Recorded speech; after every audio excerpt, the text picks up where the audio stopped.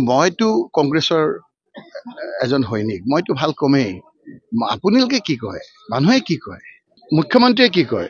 মুখ্যমন্ত্ৰী খোজ কাৱাজ আপোনাৰ অংগী ভংগীয়ে দেখোন গোটেইখন আপোনাৰ কংগ্ৰেছ কংগ্ৰেছ যেন লাগে। তেওঁ এতিয়া চব বাদ দি কংগ্ৰেছত CID লগাই থৈ দিছে। পানী কেনেকে কম হ'ব সেইটোত CID নাই তেওঁ। পানী এইটো কৰিলে বন্ধ হ'ব সেইটোত CID নাইকিয়া তেওঁ।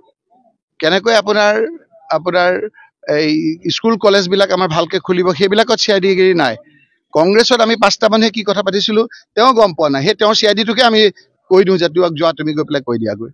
তেওঁৰ কথাবিলাক যে আমি গম পাওঁ, তেওঁ যে ভয়ত যে কম্পমান, তেওঁ যে ৰাতি টোপনি নাই হৈছে, সেইখিনিতো আমি গম পাওঁ যে 26ত তেওঁ এতিয়া উৎসৱ খাই গৌৰৱ কৰি থাকে। সেইদিনা বোলে ৰাতি বোলে শুনিছো উৎসৱ খাই পেলাই কৈছে গৌৰৱ। কিয় উৎসৱ খাইছে? গৌৰৱ গগৈৰ চাহটোকে ভাগটো দেখা আৰম্ভ হৈছে এতিয়া তেওঁ।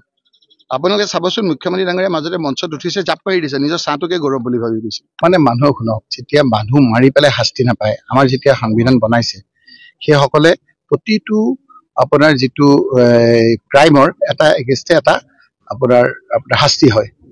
আমাৰ কিছু লোক আছে যিসকলে শীৰ্ষস্থানত এতিয়া বহিব পাৰিছে, তেওঁলোকৰ অভিযুক্ত আছিল যে বহু মানুহ মাৰিছে। মানুহ মাৰোতে যেতিয়া শাস্তি নহল, আমাৰ বাঘবিলাক কি হয়, বাঘে মানুহক খুব ভয় কৰে, বাঘে মানুহক আক্ৰমণ নকৰে। কিন্তু বাঘে যদি এবাৰ যদি মানুহৰ সোৱাদ পাই যায়, সি মেন ইটাৰ হৈ যায়। মানে বাঘ মানুহ খোৱা বাঘ। এতিয়া আমাৰ তেনেকুৱা কিছু মানুহ আছে, নেতা আছে, তেওঁলোকে মানুহ মাৰিছিল বুলি চবেই জানে। মানুহ মাৰি থকা অৱস্থাত তেওঁলোকৰ শাস্তিটো নহল। সেইকাৰণে এতিয়া মানে এইবিলাক সৰু সৰু মানুহৰ ঘৰ ভাঙা, গুলিয়াই পেলাই এনকাউণ্টাৰ কৰা, সেই কথাবিলাকত তেওঁলোকে বেছি আপোনাৰ ভয় নকৰে। কাৰণ যেতিয়া এবাৰ বাচি গৈছে সদায় বাচি যাব পাৰে। সেইকাৰণে তেওঁ এতিয়া কৈছে যে মই ৰিকমেণ্ড কৰিছো যে সকলোৱে এনেকে অমুকত বিলাব লাগে। মই যিবিলাক কথা মুখেৰে ক'ব বিচৰা নাই, সেইজনৰ লগত কি তৰ্কাতৰ্কি কৰিব, সেইজনৰ লগত কি কথা পাতিব? ৰাইজে ৰখি আছে সেই তাৰিখত। আপুনি ফেচবুক খোলকচোন, গাঁৱৰ মানুহবিলাকেও ধিক্কাৰ দিছে যে এই কথাবিলাক উত্তৰ দিয়া। আমাৰ ভব্য সমাজত আজি মুখ্যমন্ত্ৰী ডাঙৰীয়াই যিষাৰ কথা কৈ গোটেই পৰিৱেশটো বিনষ্ট কৰিছে, সেই কথাবিলাক পাতাৰো অযোগ্য। আজি মই সেই কথাবিলাক যদি লাগে মই বহিব পাৰিম, ক'ব পাৰিম যে গড় হত্যাৰ কথাটো কৈছে। গড় হত্যা কেতিয়া হৈছিলে? যেতিয়া তেওঁ ডিচিডেণ্ট কৰি পেলাই মুখ্যমন্ত্ৰী হ'বলৈ গৈছিলে। আৰু মুখ্যমন্ত্ৰী হ'বলৈ যাওঁতে যেতিয়া আমি ছাপোৰ্ট কৰা নাছিলো, তেতিয়া AK-47ৰে গড় মাৰা আৰম্ভ কৰিছিল।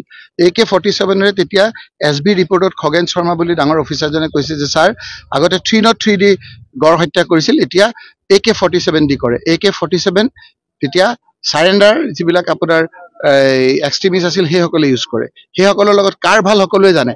সেই সময়তে মই চিঠি লিখিছিলো তেখেতলৈ, তেখেতেও উত্তৰ দিছে। মই কৈছিলো যে আপুনি অকণমান এই ক্ষেত্ৰত সহায় কৰক, আপুনি একমাত্ৰ ভাল। মই তেতিয়াই কৈছিলো যে একমাত্ৰ তেওঁৱেই যিজনে এই গড় হত্যা ৰোধ কৰিব পাৰিব। আজিতো প্ৰমাণেই হ'ল, তেওঁ ৰোধ কৰি দেখুৱালে। এইবিলাকে কোনজন আপোনাৰ কথা এতিয়া কোনজনৰ কথা কৈ আছে আপোনালোকে? ৰাকেশ পালৰ কথা। আগৰবিলাক নাপাতে। দাস বোলা এজন আছিল, আজি এটা মুকলি কৰি দিলো। তেওঁৰ দিনত কোনে কোনে পাইছিল সেইবিলাকো মুকলি হওক। APSCৰ চেয়াৰমেন আৰু আছিলে দাস বোলা এজন। সেই সময়ত কোনে কোনে পাইছিল, কাৰ ভাইকে পাইছিল, কাৰ ককায়েকে পাইছিল, তেওঁৰ ৰিকমেণ্ডেশ্যনত কোন পাইছিল, সেইবিলাকো অকণমান দুদিন পিছত সেইবিলাক খুলিব লাগে নে নালাগে নাজানো। এতিয়া মানুহৰ সেইবিলাক সমস্যা, যিবিলাক মৌলিক সমস্যা, সেইবিলাক কৰাৰ পিছত যদি আমি সময় পাওঁ সেইবিলাকো কেতিয়াবা আপোনালোকৰ লগত কথা পাতিম।